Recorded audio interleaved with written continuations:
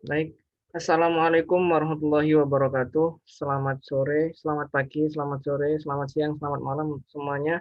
Di sini kami dari kelompok 4 mata kuliah pengendalian proses B dengan dosen pengampu Insinyur Felix Aristiawan SDMN akan mempresentasikan materi mengenai non-linear control. Nah, di sini anggota kami ada satu Zanuba Anggianti, kedua Zuina Alma Maulida, ketiga Andika Prasika, keempat Ahmad Afandi, kelima Nur Fadilah, enam Indah Wayoning Tias, tujuh Evi Nadilah Giandita, delapan Sahrul Gunawan. Nah, topik yang akan kita bahas adalah yang pertama adalah pendahuluan, yang kedua adalah nonlinear control, ketiga adalah typical of nonlinear factor in control system, yang keempat adalah control system with smooth non-linearities, dan yang terakhir adalah static input non-linearities. Nah, mungkin bisa dijelaskan oleh teman-teman. Jadi untuk yang pertama, saya akan menjelaskan mengenai introduction ataupun pendahuluan, di mana pada sistem dunia nyata secara inheren bersifat non-linear. Artinya, sebagian besar proses fisik yang kita temui dalam dunia nyata itu menunjukkan perilaku non-linear, namun sampai taraf tertentu saja. Jadi setidaknya jika dipertimbangkan dalam rentang operasi yang luas, meskipun banyak sistem itu diasumsikan berperilaku sebagai linear, tetapi berada di sekitar titik operasi tertentu, dengan kecepatan rendah di bawah asumsi tertentu. Banyak proses fisik itu ternyata diwakili oleh model non-linear. Contohnya termasuk gesekan kolom, yang kedua adalah tarikan gravitasi dan elektrostatis, yang ketiga adalah karakteristik tegangan arus dari sebagian besar sistem elektronik, dan yang keempat adalah hambatan pada kendaraan yang sedang bergerak. Jadi intinya baru-baru ini tuh banyak peneliti dari bidang yang luas itu seperti kontrol proses, teknik biomedis, robotika, kontrol pesawat, dan pesawat ruang angkasa itu ternyata telah menunjukkan minatnya secara aktif dalam desain dan analisis strategi kontrol non-linear. Dengan demikian dapat disimpulkan bahwasannya sebagian besar masalah nyata mengharuskan selalu untuk berhubungan dengan non-linear. Slide selanjutnya. Jadi alasan utama mengapa perkembangan minat terhadap non-linear kontrol itu sangat disukai, yang pertama adalah mengenai peningkatan sistem kontrol linear. Jadi pada intinya kita bisa menggunakan sistem non-linear itu dengan menggunakan pendekatan kontrol linear. Nah, teknik kontrol linear sendiri seperti kontrol PID konvensional itu masih sangat efektif apabila sifat non-linearnya itu tidak terlalu besar, ataupun yang kedua, proses yang sangat non-linear beroperasi pada kisaran kondisi yang sempit. Yang kedua, analisis hard non-linearities seperti dead zone, zona mati, histeresis, gesekan kolom, stiction, serangan balik, dan saturasi. Yang ketiga adalah berurusan dengan ketidakpastian model. Jadi, sistem non-linear control ini itu berurusan dengan ketidakpastian model karena sistemnya itu non-linear, artinya dia itu tidak stabil. Kemudian yang keempat itu adalah terkait dengan kesederhanaan desain. Yang selanjutnya, strategi non-linear itu meningkatkan pendekatan trivial dengan mempertimbangkan gaya dinamis seperti gaya sentripetal dan Coriolis yang bervariasi sesuai dengan kuadrat kecepatannya. Nah, hukum kendali linear memberikan batasan pada kecepatan gerak untuk mencapai akurasi yang ditentukan. Yang terakhir, pengontrol non-linear itu sederhana, dapat mengkompensasi gaya non-linear secara wajar sehingga mencapai kecepatan tinggi di ruang kerja yang cukup.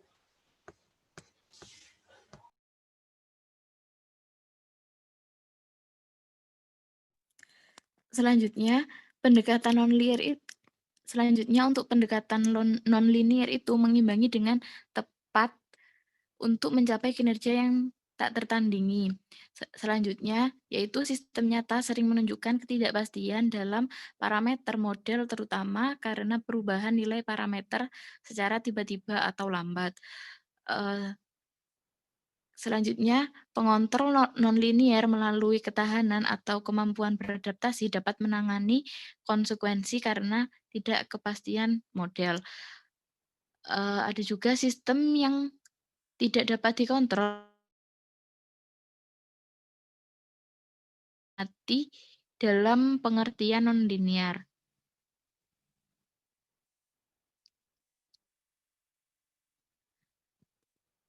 Selanjutnya, teknologi modern seperti robot berkecepatan tinggi dengan akurasi tinggi membutuhkan persyaratan desain yang ketat, yang merupakan masalah nonlinier karena melibatkan matriks transformasi kandidat minus dan kosinus. Terus kontrol linier dari manipulator mengasumsikan setiap join atau sendi menjadi independen dan menganggap inersia oleh setiap sendi sebagai konstanta. Terus perkiraan tersebut itu menyebabkan redaman tidak seragam dan menghasilkan efek yang tidak diinginkan. Selanjutnya mempertimbangkan manipulator degree of freedom serta kinerja berlebihan dari strategi nonlinier terutama dalam adanya gangguan terbukti pada gambar 1.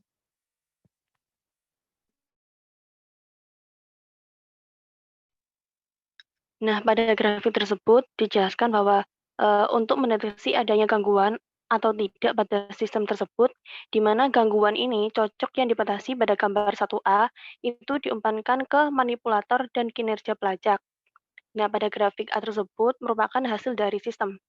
Dari grafik A ini ada amplitudo, yaitu jangkauan atau jarak, sedangkan time itu waktu untuk mendeteksi kinerja dari sistem atau kontrol setiap waktu. Lalu pada grafik B atau gambar B itu merupakan perbandingan linear dengan non-linear. Nah, kalau yang non-linear itu diperoleh dari SMC atau Sliding Mode Control. Linear itu diperoleh dari CTC PID, yaitu Computed Torque Control dengan Proportional Integral Derivative. Selanjutnya, dan penerapan superposisi dan homogenitas dalam kasus sistem nonlinear menghasilkan implikasi utama pada analisis dan desain sistem kontrol. Hubungan yang lurus ke depan antara fungsi transfer 0 dan lokasi kutub dan respon waktu tidak berlaku secara umum. Sistem nonlinear sendiri dapat memiliki siklus batas yang tidak dispekulasikan oleh teori linear. Pengontrolan dan observabilitas tidak dapat ditentukan hanya berdasarkan tes peringkat saja. Lalu stabilitas sistem tidak lagi hanya fungsi sederhana.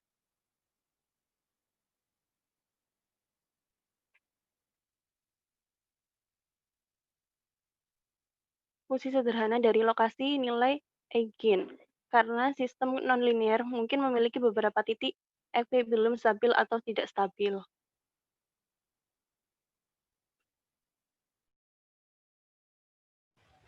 Selanjutnya adalah dasar-dasar sistem kontrol nonlinear adalah sebagai berikut.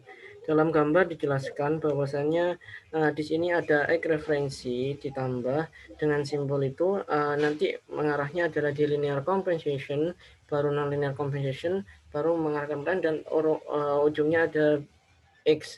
Nah, desain nonlinear memiliki blok nonlinear ekstra antara pengontrol linear dan instalasi.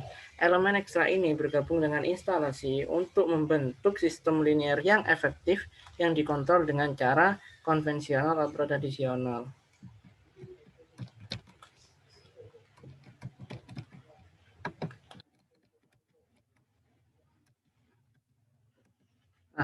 Nah, di sini nonlinear dalam sistem fisika ada A, nonlinear adalah hukum universal, B, ada banyak macam sistem dan respon nonlinear, dan yang C adalah model linear, merupakan deskripsi perkiraan sistem praktis dalam kondisi tertentu. Nah, tipe faktor nonlinear dalam sistem kontrol ada 4. Yang pertama adalah saturation, kedua adalah dead zone, ketiga adalah backlash, dan yang ketiga adalah relay. Untuk detail mengenai apa itu saturation, dead zone, backlash and relay itu teman-teman bisa melihat gambar yang ada di slide ini seperti itu.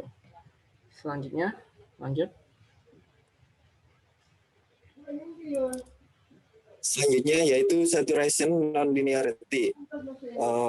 Input dan output menunjukkan hubungan linear dalam rentang tertentu.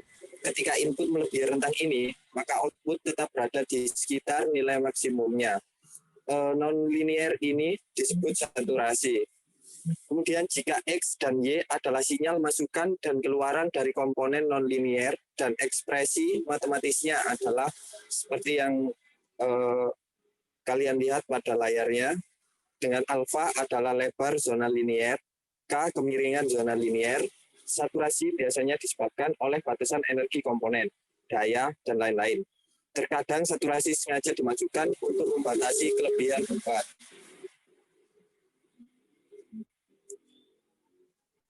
Selanjutnya yaitu dead zone non-linearity. Banyak komponen pengukuran dan aktuator memiliki zona mati. Misalnya, beberapa aktuator tidak akan berfungsi jika inputnya kecil, dan sinyal output tetap 0 hingga input mencapai nilai tertentu. Non-linear yang keluarannya 0 hingga masukan melebihi nilai tertentu, ini disebut non-linear zona mati. Itu adalah gambar tipe faktor dead zone non-linearity atau non-linear zona mati, di mana delta adalah lebar dari zona mati dan K kemiringan dari keluaran linear. Selanjutnya yaitu relay non-linearity. Resistansi magnet yang berbeda pada pick up relay dan drop out relay menyebabkan perbedaan tegangan pick up dan drop out.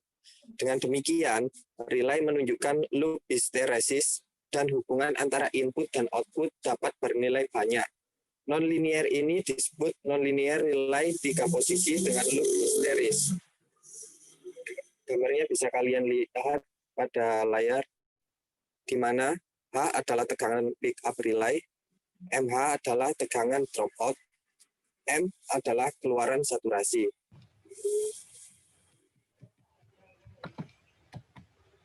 Mungkin Dila, dilanjut Dila.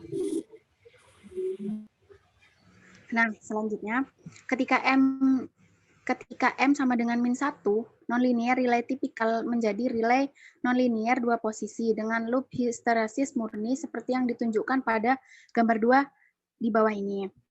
Ketika M sama dengan 1, itu menjadi nonlinear relay 3 posisi dengan zona mati yang ditunjukkan pada gambar 3. Dan ketika H sama dengan 0, itu menjadi nonlinear relay ideal yang diplot pada gambar 4. Next. Selanjutnya ada backlash nonlinearity. Ketika arah masukan diubah, keluaran akan tetap konstan sampai masukan melebihi nilai tertentu. Serangan balik dihilangkan.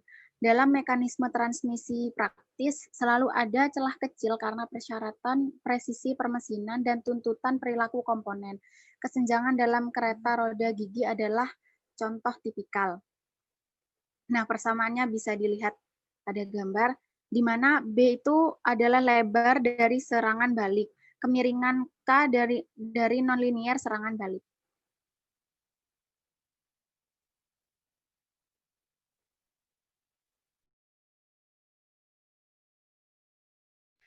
Lalu selanjutnya ada kontrol sistem dengan smooth non-linearity. Ketika fitur nonlinear signifikan, maka dapat mengarah pada desain konservatif.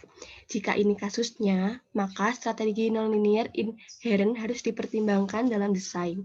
Untuk menyoroti beberapa fitur menarik dari masalah nonlinear, maka dimulai dengan mempertimbangkan skenario sederhana di mana model tersebut stabil dan dapat dibalik secara stabil. Lalu ada static input nonlinearities. Pada dasarnya mencerminkan gagasan bentuk Q dari semua pengontrol penstabil untuk sistem yang stabil. Petunjuknya ke versi nonlinear dari skema IMC Architecture for Control of Smooth Nonlinear System. Dapat diperhatikan bahwa ini terlihat seperti pengontrol Q yang dijelaskan dalam kasus linear. Namun di sini berbagai operator mungkin nonlinear. Dari simbol-simbol ini, R adalah laju, V adalah kecepatan laju, U adalah energi dalam, Q adalah panas, G adalah energi Gibbs, D adalah arus listrik. Jadi, dari grafik ini terlihat bahwa area yang dikontrol adalah area dengan garis putus-putus. Dengan positif berarti masuk, arus masuk, dan negatif berarti arus keluar. Lanjut. Mungkin Sarul menjelaskan.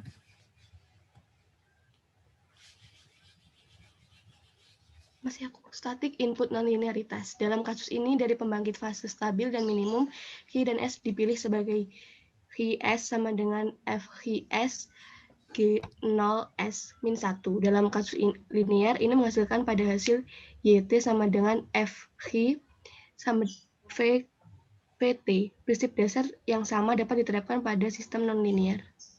Lanjut. Syahrul.